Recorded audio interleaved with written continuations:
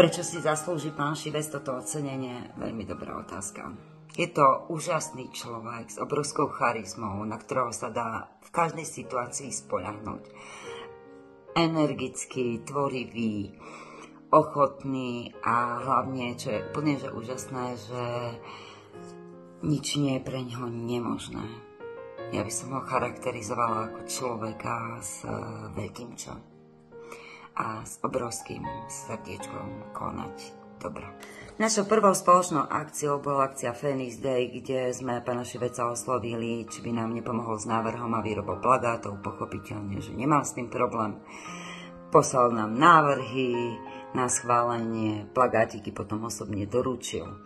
Čo bolo topkou, z ktorej som ja odpadla, bolo, keď pondelok ráno som šla do práce a na školskom plote sa vynímal obrovský banér s našou akciou.